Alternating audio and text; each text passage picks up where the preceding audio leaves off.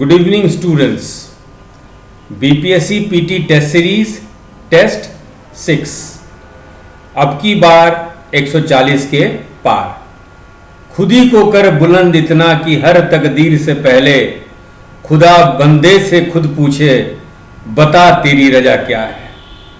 चलिए इस वीडियो में हम लोग करंट अफेयर्स डिस्कस करेंगे बच्चों। टेस्ट 6 जो आपको क्वेश्चन नंबर 1 to 25 है, हम लोग इसमें चर्चा करेंगे। अपना कागज कलम रजिस्टर अपना निकाल लीजिए और इम्पोर्टेंट पॉइंट्स को हम मार्क करेंगे, बताएंगे और आप उसको जो है नोट डाउन करते चले जाइएगा।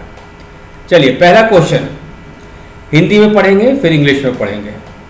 28 से 30 अप्रैल 2022 के मध्य भारतीय शहरों में लैंगिक और विकलांगता समावेशन, लैंगिक और विकलांगता समावेशन पर राष्ट्रीय सम्मेलन कहां आयोजित किया जा रहा है। ये इंसिडेंट पुराना हो गया है तो हम लोग कह सकते हैं कहां आयोजित किया गया था। तो सही आंसर है डी, नई दिल्ली। इंग्लिश में पढ़ते हैं। Where is the national, in fact where was the national conference on gender and disability inclusion in Indian cities being was organized between 28 to 30 April 2022. The correct answer is D, that is New Delhi. Now let's come to the discussion part. आशा है आप लोग question पढ़ लिए होंगे, समझ लिए होंगे। तो नई दिल्ली में, न्यू दिल्ली में नेशनल कॉन्क्लेव हुआ था, नेशनल सेमिनार कहिए, कॉन्क्लेव हुआ था on gender and disability inclusion in Indian cities. तो पहला आपको जो इंपॉर्टेंट पॉइंट मार्क करना है कि हु ऑर्गेनाइज दिस कॉन्क्लेव, कौन ये सम्मेलन को आयोजित किया था। तो पहला याद रखिएगा, आवासन और शहरी कार्य मंत्रालय, भारत सरकार का ये शाखा है, आवासन और शहरी कार्य मंत्रालय, अर्बन अफेयर्स मिनिस्ट्री है ना, ministry of urban affairs, government of India. तो एक पॉइंट याद रखिएगा, दिस डिपार्टमेंट ऑर्गेनाइज्ड इट। और दूसरा है भारत में संयुक्त और विदेश राष्ट्रमंडल और विकास कार्यालय, संयुक्त और विदेश राष्ट्रमंडल और विकास कार्यालय जिसका शॉर्ट फॉर्म है FCDO, foreign commonwealth and development office London या foreign commonwealth and development office Britain. तो जो नेशनल कॉन्क्लेव हुआ था आपका डिसेबिलिटी इंटीग्रेशन पे, भारतीय शहरों में लैंगिक और विकलांगता समावेशन पे, इसके ऑर्गेनाइजर्स थे FCDO यानी foreign commonwealth and development office London. Hindi में कहें तो भारत में संयुक्त और विदेश राष्ट्रमंडल और विकास कार्यालय। स्क्रीन पे साफ साफ दिया हुआ है, आप चाहे तो नोट डाउन कर ले, स्क्रीनशॉट ले ले या जो भी। और आवासन और शहरी कार्य मंत्रालय। नंबर 2, इसका उद्देश्य क्या था, ऑब्जेक्टिव क्या था। इंग्लिश में हम लोग बोले तो सस्टेनेबल डेवलपमेंट गोल, इंग्लिश में कहें तो सस्टेनेबल डेवलपमेंट गोल।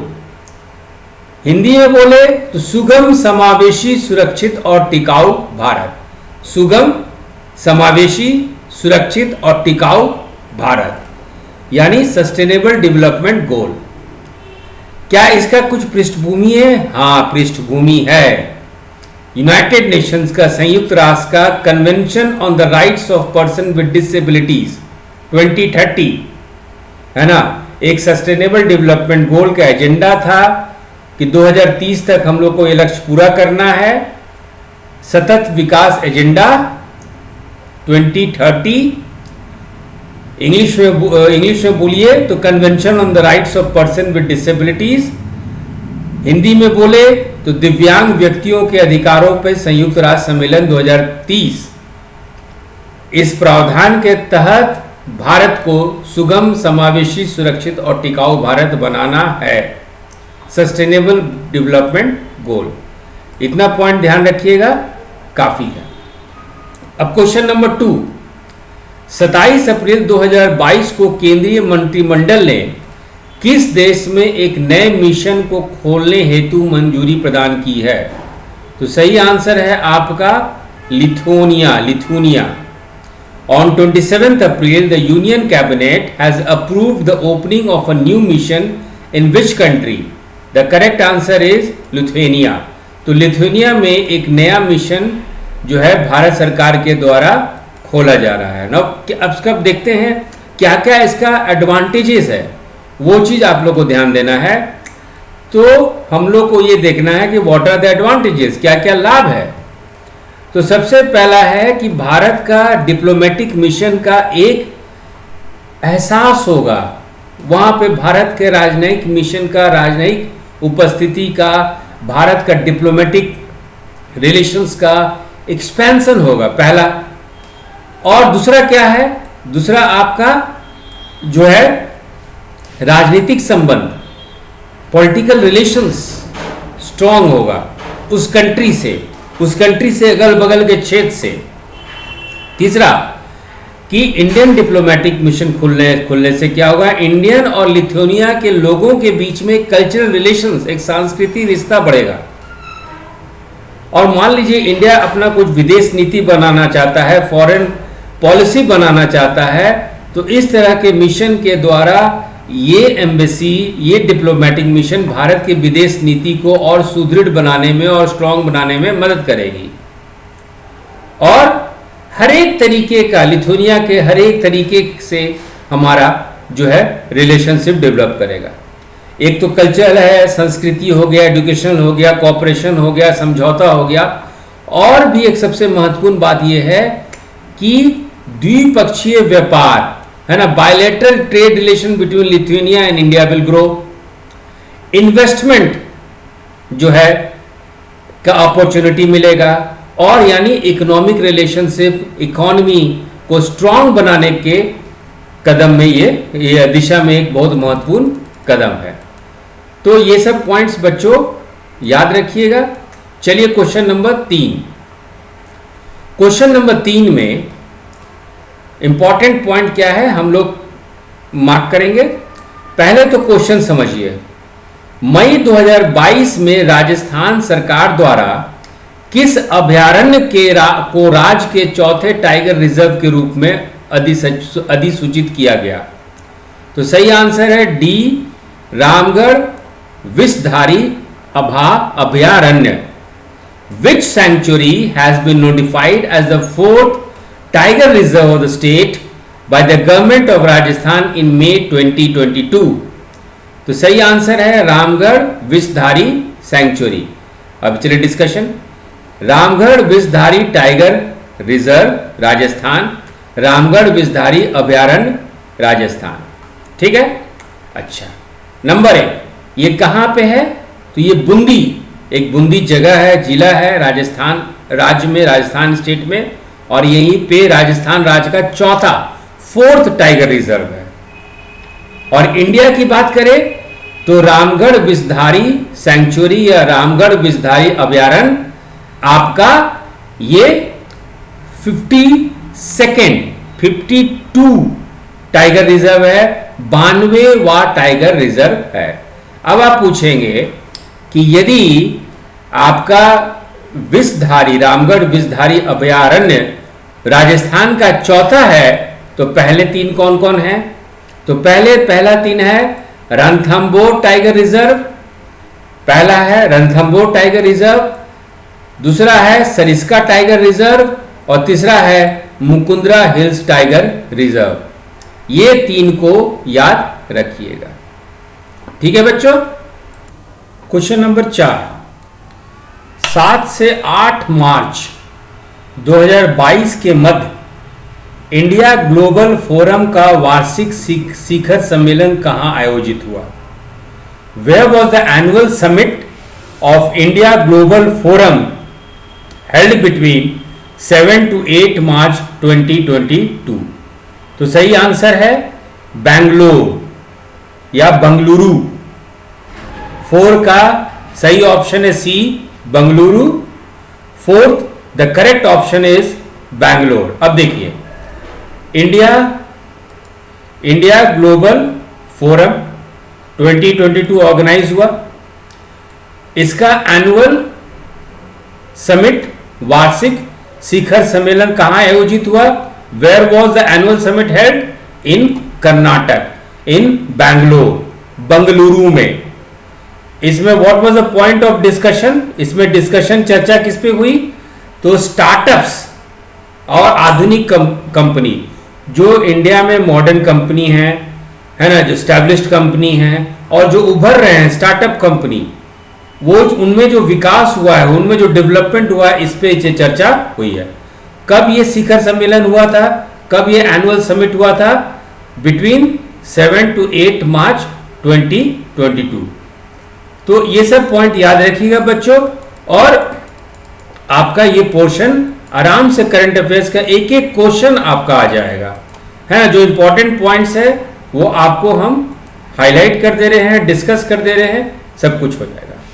अब आइए पांचवा क्वेश्चन, और उसको याद रखने का तरीका बताएंगे आपको, किस तरह से याद रखिएगा गवर्नमेंट प्रोग्राम्स को भी। अब इसमें देखिए, प्रधानमंत्री गरीब कल्याण अन्न योजना, प्रधानमंत्री गरीब कल्याण अन्न योजना के संबंध में निम्नलिखित कथनों पर विचार कीजिए। इस योजना की शुरुआत अप्रैल 2020 में हुई थी, सही है। योजना को सितंबर 2022 तक विस्तार की मंजूरी प्रदान की गई है। ये दोनों सही है, 1 and 2 बोथ आर करेक्ट, तो सही ऑप्शन हो जाएगा आपका सी। इंग्लिश में पढ़िए। विथ रेफरेंस टू द प्रधानमंत्री गरीब Kalyan Anna Yojana, consider the following statement. The scheme was started in April 2020, करेक्ट। The plan was approved for extension till September 2022, ये भी सही है।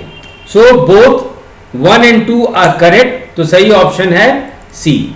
चलिए अब इसको जरा हम लोग डायग्राम से समझ लेते हैं, ताकि आपको कोई भी चीज दिक्कत ना हो। हिंदी में बना है, but I will explain in English also. तो अब देखिए, ये है आपका प्रधानमंत्री गरीब कल्याण योजना, इसको PMGKAY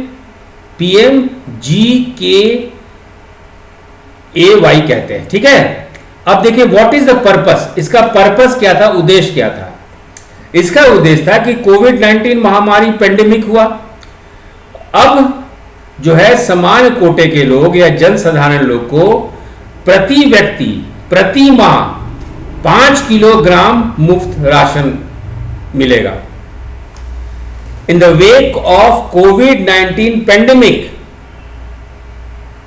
all persons, the categories are mentioned, they will get, per person will get 5 kilogram free ration per month, per person per month 5 kilograms free ration, ये इसका उद्देश्य है। इसको केंद्रीय मंत्रिमंडल, सेंट्रल काउंसिल ऑफ मिनिस्टर्स के थ्रू इसको approve किया गया था, और अप्रूव कब किया गया था? 26 मार्च 2020 को। Means this program was approved on 26 March 2020 by the cabinet, and this program started in April 2020। इस योजना का शुभारंभ अप्रैल 2020 में हुआ था। अब इसका समाप्ति था, इसका एंड होने वाला था मार्च 2022 में, लेकिन इसी समाप्ति को एक्सटेंशन दे दिया गया है। योजना अब सितंबर 2022 तक चलेगा, और अभी तक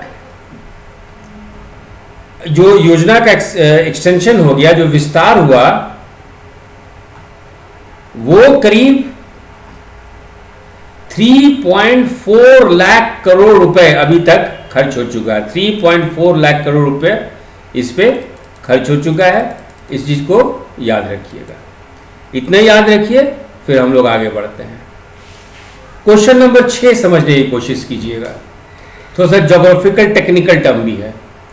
25 अप्रैल 2022 को केंद्रीय मंत्री सर्बानंद सोनोवाल ने नदी तट पर निर्मित ओडिशा के पहले रिवर टाइन जेटी, ये इंपॉर्टेंट है आपका, ये इंपॉर्टेंट है शब्द है जेटी, रिवर टाइन जेटी, है ना। इसको इसको जरा इस पे हम लोग जरा डिस्कस करेंगे। रिवर टाइम जेटी का उद्घाटन किया। वर्तमान में इस जेटी में कितने डेडवेट टन तक के जहाज ठहर सकते हैं? तो 2200 deadweight ton. In English, on 25 April 2022 union minister Sarbananda Sonowal inaugurated Odisha first riverine jetty built on the river bank. How many deadweight tonnage ships can currently be accommodated in this jetty? So correct answer is 2200. अब चलते हैं हम लोग इसके discussion पे।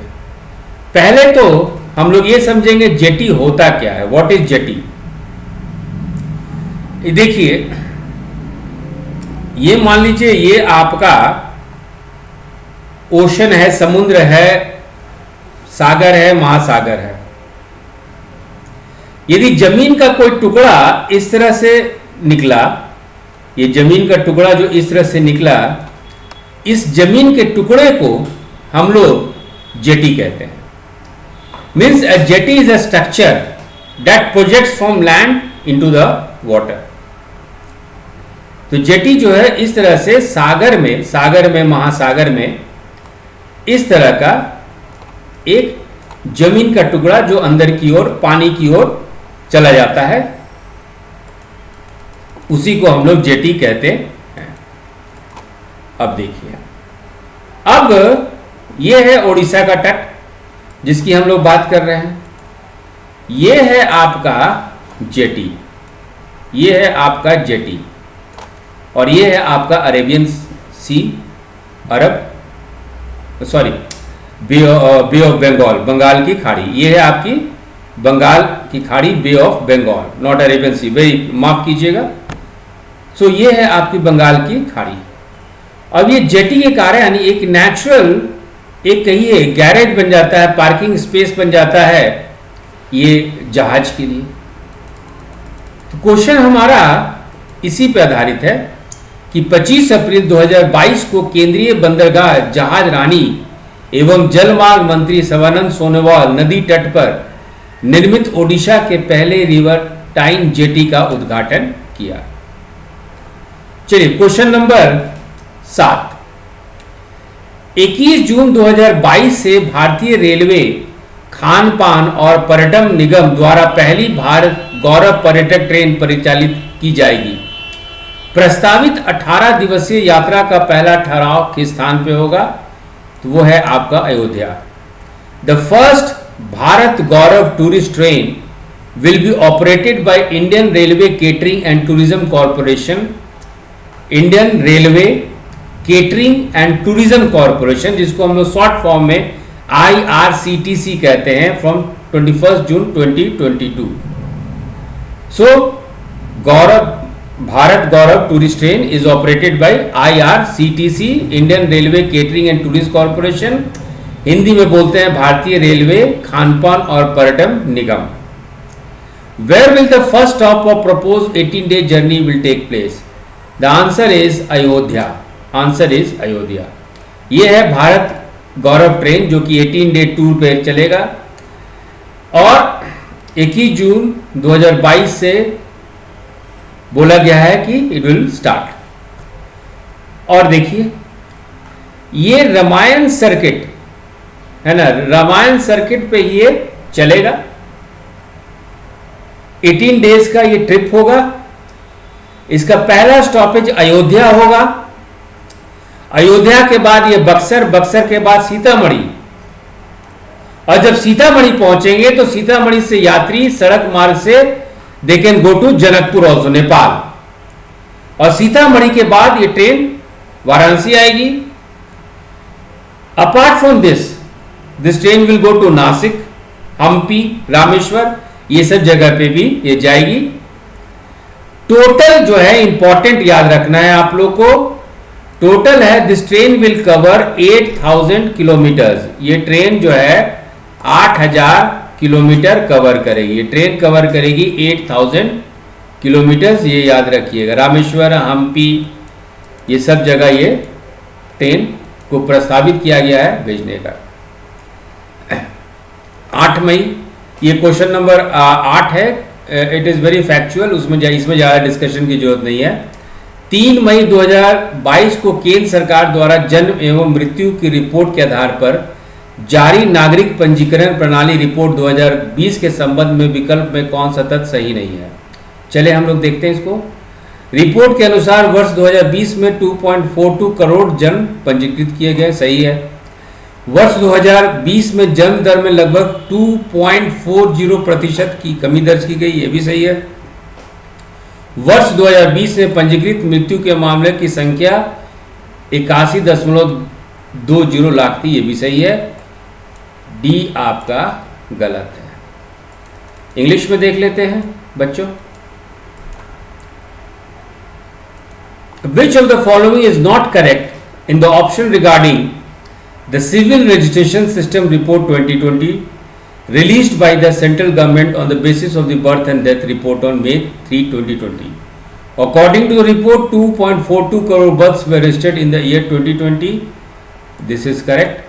In the year 2020, a decrease of about 2.40% has been recorded in the birth rate.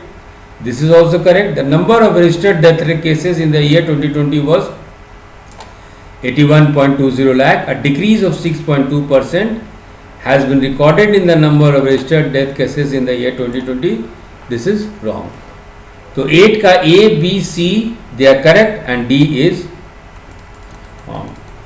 अब चलते हैं हम लोग क्वेश्चन नंबर 9 जो कि इंपॉर्टेंट है। देश का पहला, क्वेश्चन नंबर 9, देश का पहला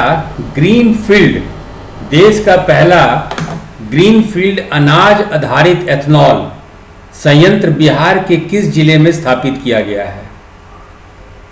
पहला ग्रीनफील्ड अनाज आधारित एथनॉल, तो इंपॉर्टेंट देख लीजिए, इंपॉर्टेंट इसमें शब्द क्या है? पहला ग्रीनफील्ड अनाज आधारित एथनॉल। ये संयंत्र प्लांट बिहार के किस जिले में स्थापित किया गया है? आंसर आपका Purnia. The country's first greenfield grain based ethanol plant has been set up in which district of Bihar? The answer is Purnia. अब चलते हैं डिस्कशन।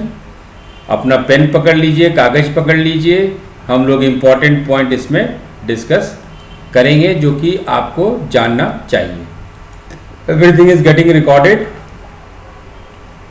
और ऑन रिकॉर्ड पे है कि जो भी डिस्कशन पॉइंट है यदि उससे भी क्वेश्चन आएगा हम यही मान के चलेंगे कि we have done this question. Ethanol जो है, ये देखिए एथेनॉल यदि शीशी में रखेंगे तो इस तरह से दिखाई देगा, इसका अपना कोई रंग नहीं होता, इट इज कलरलेस, रंगहीन। ये इसका केमिकल स्ट्रक्चर है, केमिकल फॉर्मूला है और ये इसका आपका स्ट्रक्चर है। चलिए, एथेनॉल है क्या? इंग्लिश हिंदी दोनों में बात करेंगे। It is clear, you can see that it is a clear liquid, it is a clear colourless रंगहीन ऑर्गेनिक लिक्विड है। कहाँ इस्तेमाल होता है? केमिकल सॉल्वेंट के रूप में इन्वॉल्व होता है, इस्तेमाल होता है, यूज होता है केमिकल सॉल्वेंट के रूप में। और ऑर्गेनिक कंपाउंड्स को बनाने में it is used in the synthesis of organic compounds and most important today it is being used as an alternative fuel source, जहां से कि आपका जो है पोल्यूशन कम हो। पेट्रोल में इसको मिक्स किया जाता है पोल्यूशन लेवल को कम करने के लिए। तो एथेनॉल एक अल्कोहल है, रंगहीन ऑर्गेनिक तरल है, द्रव है, और इसको हम लोग एथिल अल्कोहल भी कहते हैं। इसका इस्तेमाल ईंधन के रूप में, वैकल्पिक ईंधन के रूप में होते ही है। इसका उपयोग हम लोग कहाँ करते हैं? वार्निशिंग में, पॉलिशिंग में, इत्र में, क्लोरोफॉर्म में, कोई रंग बनाना हो उसमें हम लोग इस्तेमाल करते हैं। अब सवाल उठता है हाउ इज इथेनॉल प्रोड्यूस, तभी हम लोग बिहार पहुंच पाएंगे। तो दो तरीका होता है इथेनॉल के प्रोडक्शन में। एक होता है प्लांट मटेरियल से पौधे से फसल से आप जब उसका प्रोडक्शन करेंगे तो उसको हम लोग बायोमास कहते हैं, और उसके प्रोडक्शन को हम लोग कहते हैं फर्मेंटेशन ऑफ बायोमास। तो पहला तरीका है फर्मेंटेशन ऑफ बायोमास जो कि प्लांट मटेरियल से होता है। दूसरा तरीका है पेट्रोकेमिकल प्रोसेस। तो दो प्रोसेस से एथनॉल बनता है, एक है fermentation of biomass plant material से, और दूसरा है पेट्रोकेमिकल प्रोसेसेस। हिंदी में एक होता है किण्वीकरण विधि और दूसरा होता है संश्लेषण विधि। तो इथेनॉल याद रखिएगा दो तरीके से उत्पादन होता है, संश्लेषण विधि और किण्वीकरण विधि से। ठीक है, आगे बढ़ते हैं हम लोग।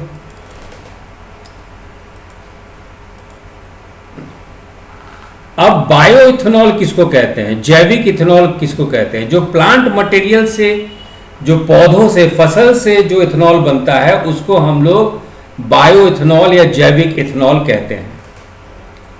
तो किस किस से पैदा हो सकता है? स्टार्च से पैदा हो सकता है, आपके मक्का से हो सकता है, गन्ना से हो सकता है। इस तरह से फसल से बायो इथेनॉल का उत्पादन होता है। अब इथेनॉल जो है why it is important to India, Bharat के लिए क्यों यह महत्वपूर्ण है?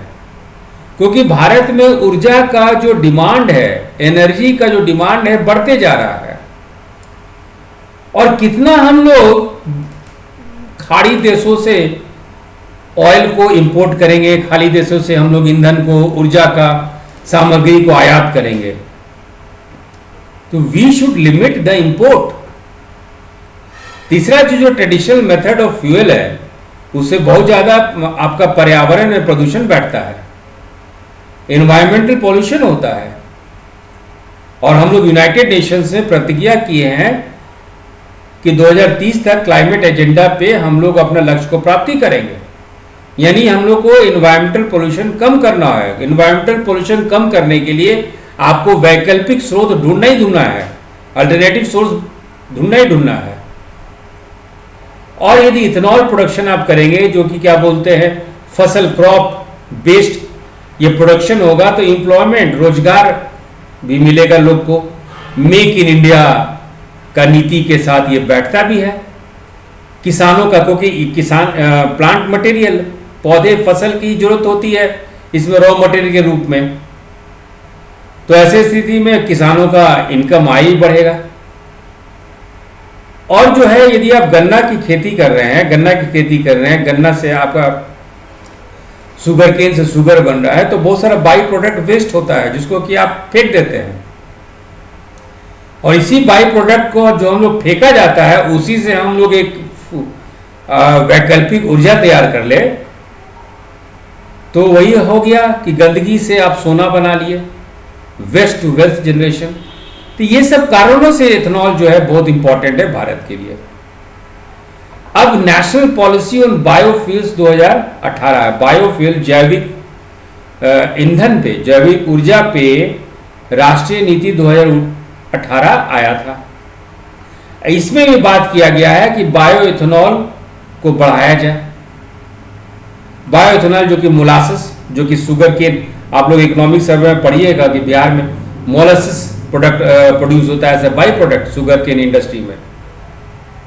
तो उससे ये जनरेट हो जाएगा, आपका जूस से जनरेट होगा। आपका गेहूं है जो टूटा हुआ है, टूटा हुआ चावल होता है, ब्रोकन राइस होता है जो हम लोग खाते नहीं हैं, जो खाना चाहिए भी नहीं, वो सब से आपका इथेनॉल का प्रोडक्शन होगा। तो नेशनल पॉलिसी ऑन बायोफ्यूल्स जो आपके जैविक ऊर्जा पे जो राष्ट्रीय नीति है, यही सब चीज को सम्मिलित करती है। इंडिया का टारगेट क्या है? इंडिया चाहती है कि पेट्रोल में इथेनॉल को मिलाया जाए ताकि पोल्यूशन कम हो, और 9% हम लोग अचीव कर चुके हैं। हमारे माननीय प्रधानमंत्री, रिस्पेक्टेड प्राइम मिनिस्टर जो है, इसको अब जो है टारगेट बढ़ा दिए कि नहीं, अब हम लोग को 9% हम लोग अचीव कर लिए हैं इथेनॉल ब्लेंडिंग में, तो 20% करना है, और 2030 तक इसका टारगेट दिए हैं। अब सवाल उठता है कि पहला ग्रीनफील्ड जो बायो इथेनॉल प्लांट जो है बिहार में क्यों हो गया? तो बिहार में इसलिए कि यहाँ 3 तरीके का मेज क्रॉप्स होता है। शुगर केन, गन्ना, और टूटा हुआ चावल जो बायोइथेनॉल प्रोड्यूस करता है, इसको हम लोग खाते नहीं हैं, तो वेस्ट प्रोडक्ट है। तो चूंकि आपके यहाँ गन्ना और टूटा हुआ चावल एबंडेंस में है, तो रॉ मटेरियल यानी बायोइथेनॉल के लिए जो आपको कच्चा माल चाहिए वो आराम से बिहार में अवेलेबल है। दूसरा, बायोइथेनॉल प्रोडक्शन के लिए, उसको उत्पादन के लिए आपको पानी की जरूरत है। अब बिहार में ग्राउंड वाटर लेवल अच्छा है, सही है।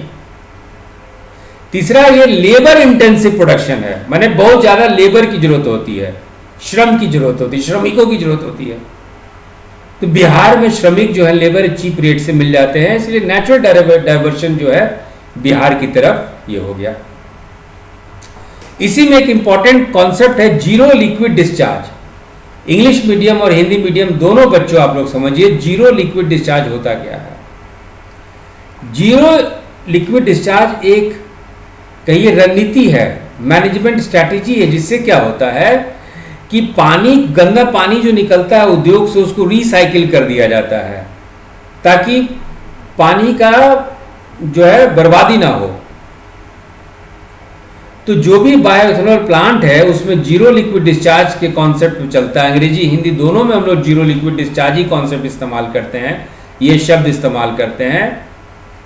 तो जीरो लिक्विड डिस्चार्ज मैंने बायोइथेनॉल प्लांट जो है जीरो लिक्विड डिस्चार्ज इस्तेमाल करती है कि जो भी गंदा पानी आया फिर से वो रिसाइकिल हो गया, फिर से इस्तेमाल किया गया। तो गंदगी पे, प्रदूषण पे ऐसे भी आपका अंकुश लग गया। तो जीरो लिक्विड डिस्चार्ज आपका ये है।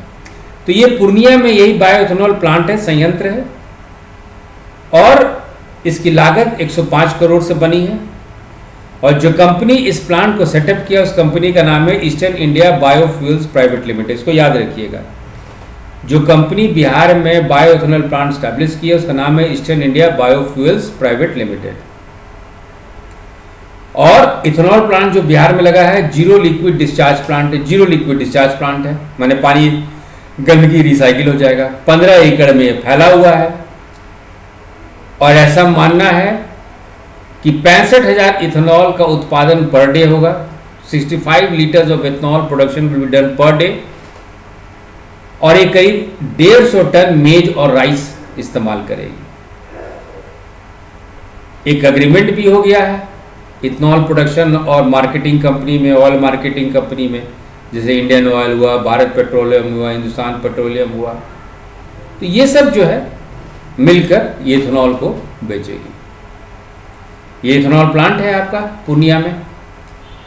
30 अप्रैल 2022 को बिहार के मुख्यमंत्री नीतीश कुमार ने पूर्णिया में निर्मित देश के पहले ग्रीनफील्ड अनाज आधारित इथेनॉल संयंत्र का अनावरण किया। इथेनॉल के बारे में इतना जानिए, आपके बीपीएससी लेवल के एग्जाम के लिए यह काफी है। अब चलते हैं क्वेश्चन नंबर 10, इंपॉर्टेंट है ये।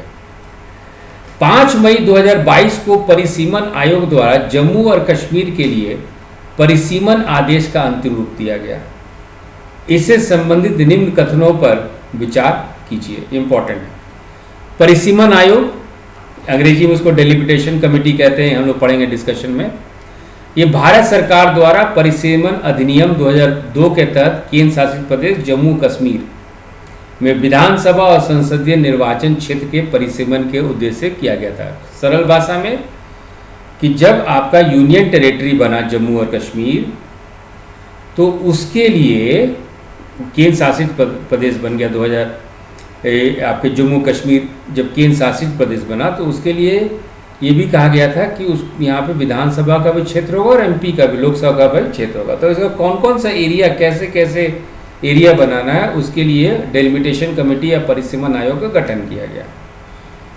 तो पहला जो है आपका ये सही है। उच्चतम न्यायालय की पूर्व न्यायाधीश न्यायमूर्ति रंजना प्रकाश देसाई इस आयोग के अध्यक्ष हैं। इस आयोग की अध्यक्ष थी पूर्व न्यायाधीश न्यायमूर्ति रंजना प्रकाश देसाई। ये नाम याद रखिएगा, रंजना प्रकाश देसाई।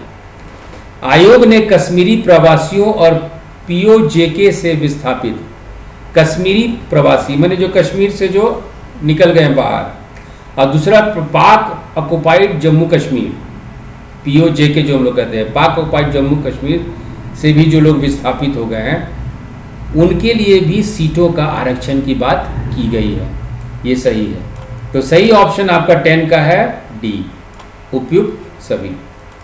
चलिए इंग्लिश में हम लोग देखते हैं अभी, इंग्लिश में 10. The delimitation order for Jammu and Kashmir was finalized for the Delimitation Commission on 5th May 2022. With reference to this, consider the following statement. The Delimitation Commission was constituted by the Government of India under the Delimitation Act 2002 for the purpose of delimitation of Legislative Assembly and Parliamentary constituencies in the Union Territory of Jammu and Kashmir.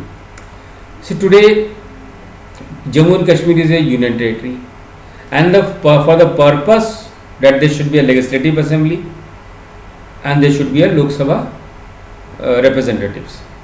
So for this purpose, you have to earmark the areas, and hence the purpose of delimitation committee. A committee was set up, and the chairperson of the committee was Ranjana Prakash Desai, a former Supreme Court judge. In its recommendation, the delimitation committee has said that we should make special provisions for Kashmiri migrants, people who have left Kashmir, and also for displaced persons from Pakistan occupied Jammu and Kashmir. So the correct answer for 10 is D, all the above. Now we'll continue with the discussion of question number 10. Now discussion of question number 10. पहला चीज याद रखिएगा कि delimitation committee setup हो गई, परिसीमन आयोग स्थापित हो गया। अब परिसीमन आयोग जम्मू कश्मीर, इसके लिए अध्यक्ष कौन अध्यक्ष थे?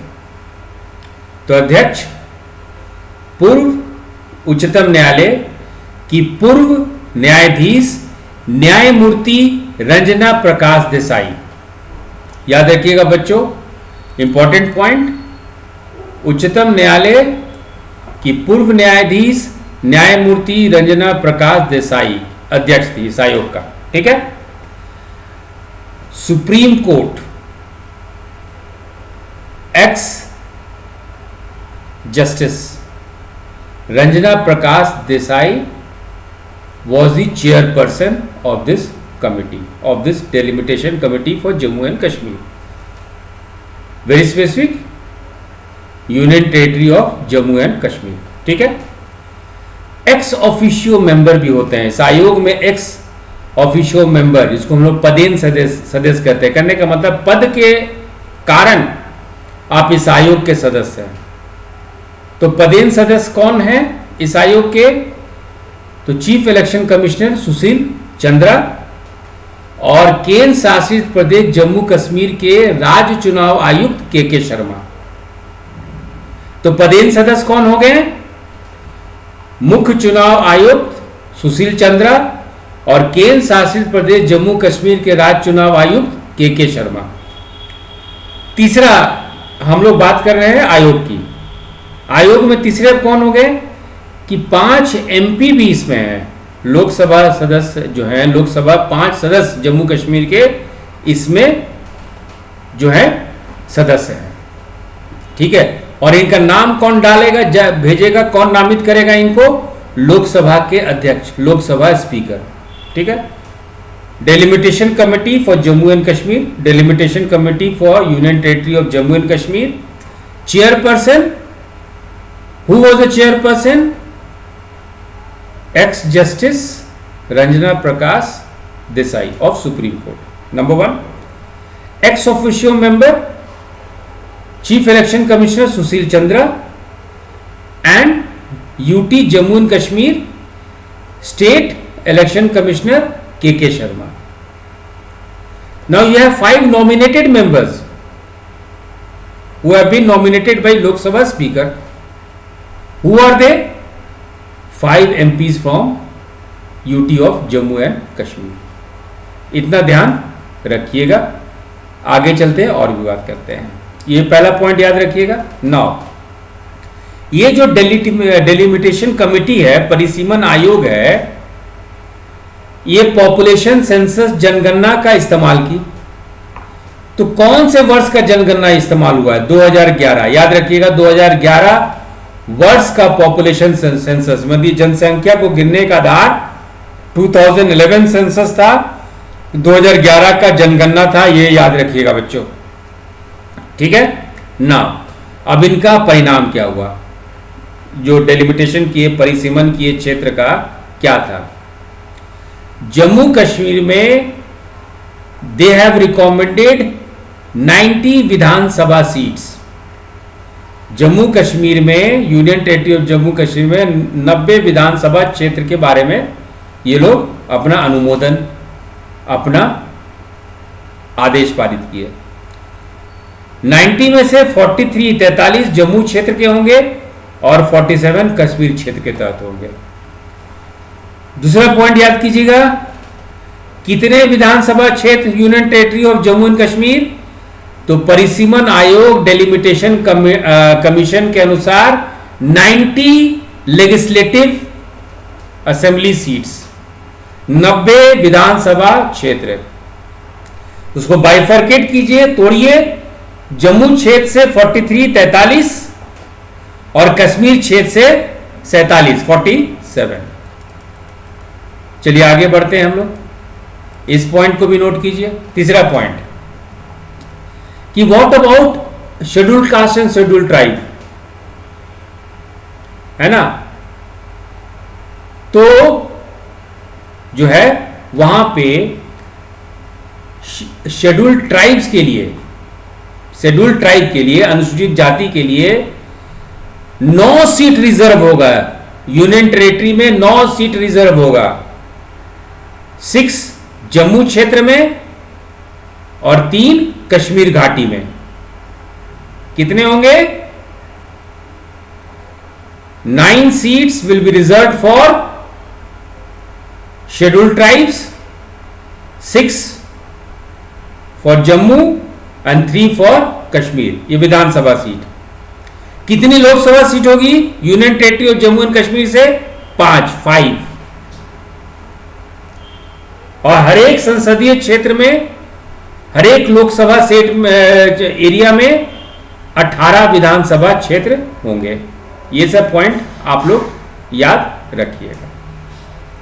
इसके साथ ही क्वेश्चन नंबर 10 का डिस्कशन समाप्त हुआ। जो भी बात की है उसको नोट्स बना लीजिए। एक अच्छा सा करंट अफेयर्स का रजिस्टर बुक खोलिए, बार बार हम यही कहते हैं, और कीप ऑन रिवाइजिंग, पढ़ते रहिए, पढ़ते रहिए, पढ़ते रहिए। देखिएगा इस टेस्ट सीरीज से आपका सारा क्वेश्चन निकलेगा। अगले वीडियो में क्वेश्चन नंबर 11 से 25 हम लोग डिस्कस करेंगे। Thank you.